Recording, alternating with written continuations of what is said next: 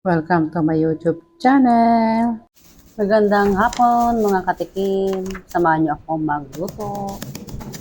Ayan, ginamitan ko to ng meat tenderizer. Itong chicken breast. 2 piraso lang to guys. At nagkabila ko na tong pinupukpok itong meat tenderizer para siya, manuot yung lasa kapag nilagyan natin ng seasoning.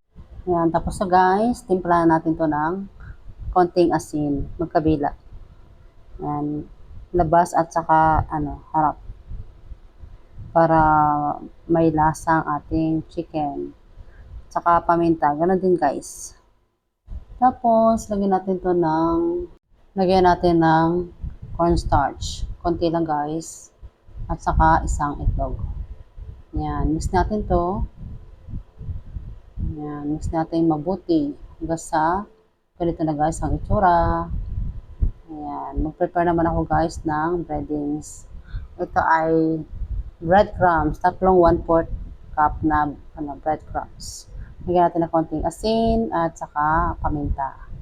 Para pag kinote natin dito guys ay malasa yung ating chicken. Chicken tonkatsu. Set aside ko muna to guys at ako ay magluluto ng alugbate. Ayan, nugasan ko na to guys. At naglagay na ako dito ng mantika. Igisa na natin itong sibuyas, bawang at saka giniling na baboy. Parating pag nagigisa ako guys ng mga gulay, naglalagay lagi ako ng giniling kasi para mas malasa yung gulay. Kahit palagyan natin to ng mga seasoning. Mas maganda talaga may konting karne. Ayan. Tapos lagyan na natin to ng oyster sauce. At konting paminta.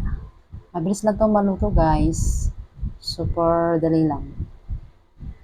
At hindi ako naglalagay dito ng tubig guys. Ganyan lang, halo hanggang sa maluto.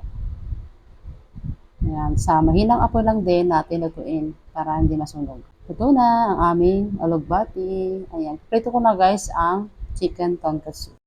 Nakoat ko na rin to guys sa breadcrumbs. Lagyan na natin guys, dandan lang. Ayan, mas maganda talaga deep fry para mas maluto yung ating chicken. And guys, luto na. At saka medium heat lang guys, pangit yung sobrang mainit yung mantika. Kasi ang kalalabasan nun guys, luto sa labas pero hilaw sa loob. Ayan, super crunchy na ang aming chicken tonkatsu. Gupitin ko muna to guys, gamit itong scissors. Good thing. Kasi, igigisa ko to guys sa bawang. Ayan, tapos na. Lagyan natin to ng konting mantika. At bawang. Ayan. Nilamihan ko guys yung bawang kasi gusto ko yung lasa ng bawang. Kasi pag nagisa na natin to guys, ilalagay natin dito yung chicken na hiniwa. Ayan. Golden brown na siya. Lagayan natin tong chicken. Ayan. Sobrang masarap to guys. Magustuhan to ng mga babies nyo, ng mga anakis nyo guys. Tapos, lagyan natin ng honey. Yan, inubos ko na yung honey kasi konti na lang to guys. Yan. Pwede nyo rin lagyan guys to ng konting soy sauce. Sa akin ang lagay ko ngayon ay oyster sauce. Konti lang din. Para balance yung tamis at saka konting alat. Ayan.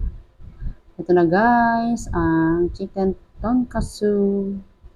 Ito lang ang aking luto guys kasi may mga tira pa kami. Ito na yung dinner.